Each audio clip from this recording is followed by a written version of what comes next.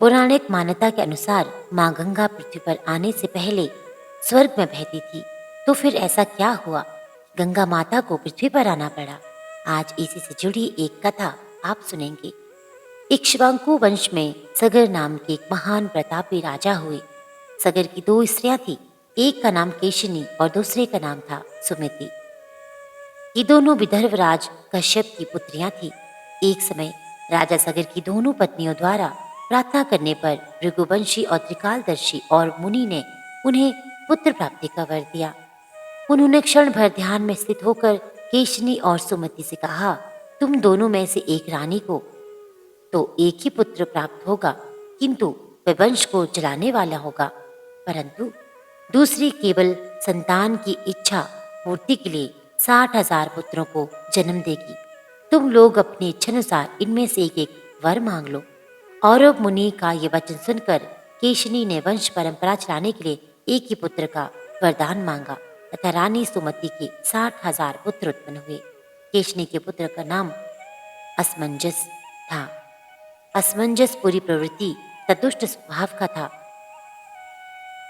उसकी देखा देखी सगर के सभी पुत्र बुरे आचरण करने लगे। ये देखकर बाहुपुत्र सगर बहुत दुखी हुए। कुछ समय बाद असमंजस के अंशुमान नामक पुत्र उत्पन्न हुआ, जो बड़ा धर्मात्मा, गुणवान और शास्त्रों का ज्ञाता था। वह सदा अपने पितामह सगर की सेवा में संलग्न रहता था। उधर सगर के सभी दुराचारी पुत्र संसार में उपद्रव करने लगे। वे धार्मिक अनुष्ठान करने वाले लोगों के काम में सदा विघ्न डाल देते थे। वे दुष्ट राजकुमार सदा मद्यपान करते थे। उन्होंने साधु पुरुषों की जीविका छीन ली और सदाचार का नाश कर डाला। ये सब देखकर इंद्र आदि देवता अत्यंत दुख से पीड़ित हो उन सगर पुत्रों के नाश का कोई उत्तम उपाय सोचने लगे। इसी बीच में राजा सगर ने अश्वमेघ यज्ञ का अनुष्ठान आरंभ किया। उस यज्ञ में प्रयुक्त घोड़े को देवराज इंद्र ने चुरा लिया और पाताल में जहाँ कपिल मुनि रहते थे वहीं ले जाकर बांध दिया। इंद्र के द्वारा चुराए हुए उस अश्व को खोजने के लिए राजा सगर के सभी पुत्र पृथ्वी पर घूमने लगे। जब पृथ्वी पर कहीं भी उन्हें वह घोड़ा दिखाई नहीं दिया, तब वे पाताल में जाने को उद्यत हुए। फिर तो वे सारी पृथ्वी को खोदने लगे। एक एक ने एक एक योजन भूमि खोद डाली और खोदी हुई मिट्टी को समुद्र के तट पर बिखेर दिया, और उसी द्वार से वे सभी सगर पुत्र पाताल लोक में जा पहुंचे। उस समय वे सब के सब क्रोध से उन्मत्त हो रहे थे। पाताल में पहुंचकर उन्होंने सब और अश्व को ढूंढना आरंभ किया। खोजते खोजते वहां उन्हें ध्यान मग्न परम तेजस्वी भगवान कपिल के दर्शन हुए। उनसे उनके पास एक घोड़ा भी दिखाई दिया। फिर तो वे अत्यंत क्रोध से भर गए और बिना विचारे ही कपिल मुनि को मार डालने के उद्देश्य से दौड़े। उस समय आपस में एक दूसरे में से वे इस तरह कह रहे थे, इसे मार डालो, बांध लो, पकड़ो, देखो घोड़ा चुरा कर यहाँ साधु रूप में बगुले की तरह ध्यान लगाकर बैठा है। इस तरह की बातें करते हुए वे अनेक प्रकार से कपिल मुनि का अपमान करने लगे। उस समय भगवान कपिल अपनी इंद्रियों और बुद्धि को आत्मा में स्थिर करके ध्यान में तत्पर थे, इसलिए उन्हें सगर पुत्रों की करतूत का कुछ भी पता नहीं चला। सगर पुत्रों की मृत्यु निकट थी, इसलिए उन लोगों की बुद्धि मारी गई थी। वे मुनि को लातों से मारने लगे। कुछ लोगों ने उनकी बाहें पकड़ ली, तब मुनि की समाधि भंग हो गई।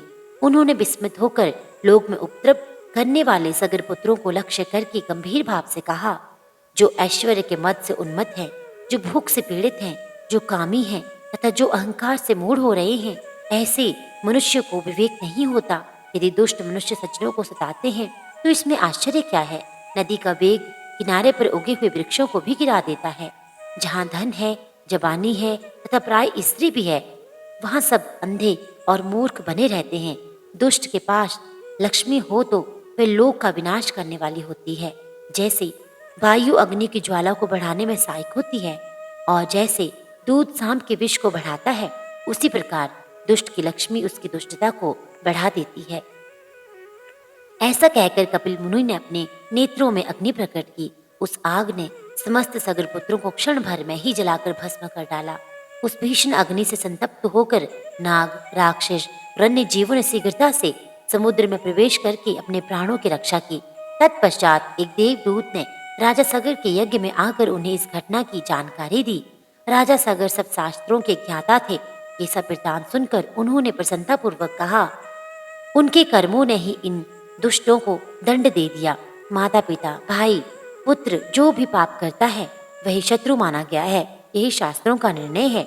राजा सगर ने अपने पुत्रों का नाश होने पर भी शोक नहीं किया, क्योंकि दुराचारियों की मृत्यु साधु पुरुषों के संतोष का कारण होती है। पुत्रहीन पुरुषों को यज्ञ करने का अधिकार नहीं है। धर्मशास्त्र की ऐसी आज्ञा होने के कारण महाराज सगर ने अपने पौत्र अंशुमान को ही अपने दंतक पुत्र के रूप में गोद ले लिया। इसके बाद राजा सगर ने अंशुमान को अश्व ढूंढ लाने के कार्य में नियुक्त किया। अंशुमान कपिल मुनि के आश्रम पहुंचे। उन्होंने साष्टांग प्रणाम किया, फिर दोनों हाथ जोड़कर बोले, ब्राह्मण, मेरे पिता के भाइयों ने यहाँ आकर जो दुष्टता की है उसे आप क्षमा करें, क्योंकि साधु पुरुष सदा दूसरों के उपकार में लगे रहते हैं और क्षमा ही उनका बल है। संत महात्मा दुष्ट जीवों पर ही दया करते हैं। चंदन को काटा जाए या घिसा जाए, वे अपनी सुगंध से सबको सुवासित ही करता है। साधु पुरुषों का भी ऐसा ही स्वभाव होता है। कि पुरुषोत्तम, आपके गुणों को जानने वाले मुनिगण ऐसा मानते हैं कि आप क्षमा, तपस्या, धर्माचरण द्वारा समस्त लोगों को शिक्षा देने के लिए इस भूतल पर अवतरित हुए हैं। अंशुमान की इस प्रकार स्तुति करने पर कपिल मुनि बहुत प्रसन्न हुए। उनका मुख खिल उठा और वे बोले, हे निष्पाप राजकुमार, मैं तुम पर प्रसन्न हूँ, वर मांगो। मुनि के ऐसा कहने पर अंशुमान ने उनको प्रणाम करके कहा, भगवान, हमारे इन पितरों को ब्रह्मलोक में पहुंचा दें।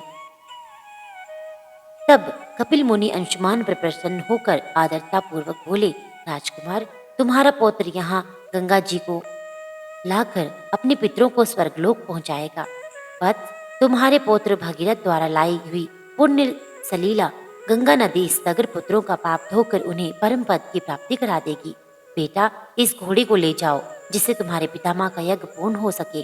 तब अंशुमान अश्व सहित अपने पितामह के पास लौट गए और उन्हें जब समाचार सुनाया, सगर ने उस अश्व के द्वारा अश्वमेघ यज्ञ पूर्ण किया और भगवान विष्णु की आराधना करके वैकुंठ धाम को चले गए। महाराज सगर के बाद अंशुमान राजा बने, परंतु उन्हें अपने चाचाओं की मुक्ति की चिंता बनी रही। कुछ समय बाद अपने पुत्र दिलीप को राज्य का कार्यभार सौंपकर वे वन को चले गए तथा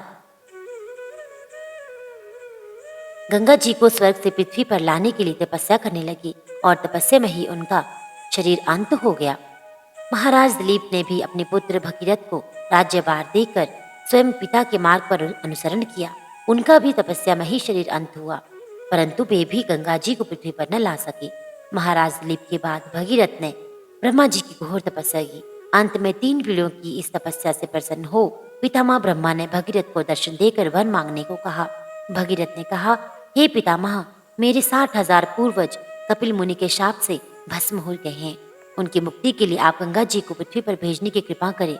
ब्रह्मा जी ने कहा, मैं गंगा को पृथ्वी लोक पर भेज तो अवश्य दूंगा, पर उनके वेग को कौन रोकेगा? इसके लिए तुम्हें देवादिदेव भगवान शंकर की आराधना करनी चाहिए। भगीरथ ने एक पैर पर खड़े होकर भगवान शंकर की आराधना शुरू कर दी।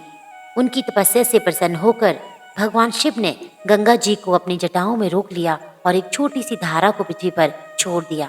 इस प्रकार गंगा जी पृथ्वी की ओर चली। अब आगे आगे राजा भगीरथ और पीछे पीछे गंगा जी थी। मार्ग में जगनू ऋषि का आश्रम पड़ा।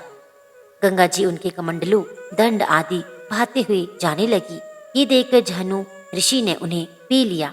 कुछ दूर जाने पर भगीरथ ने पीछे मुड़कर देखा तो गंगा जी को न देख पे ऋषि के आश्रम में जाकर उनकी वंदना करने लगे। प्रसन्न हो ऋषि ने उनके अपनी पुत्री बनाकर गंगा जी को दाहिने कान से निकाल दिया। इसलिए देवी गंगा जाह्नवी नाम से भी जानी जाती है। भगीरथ की तपस्या से अवतरित होने के कारण उन्हें भगीरथी भी कहा जाता है। इसके बाद भगवती गंगा मार्ग को शस्य श्यामल करते हुए कपिल मुनि के आश्रम में पहुंची, जहां भगीरथ के 60,000 पुत्र भस्म की ढेरी बने पड़े थे। भगीरथ ने पवित्र गंगा जल से अपने पूर्वजों का उद्धार किया। वे सभी गंगा जल के स्पर्श मात्र से दिव्य लोकों को चले गए। जिस दिन गंगा का पृथ्वी पर अवतरण हुआ, उस दिन ज्येष्ठ महीने के शुक्ल पक्ष की दशमी तिथि भी थी, जिसे आज भी प्रत्येक वर्ष गंगा दशहरा के नाम से मनाया जाता है।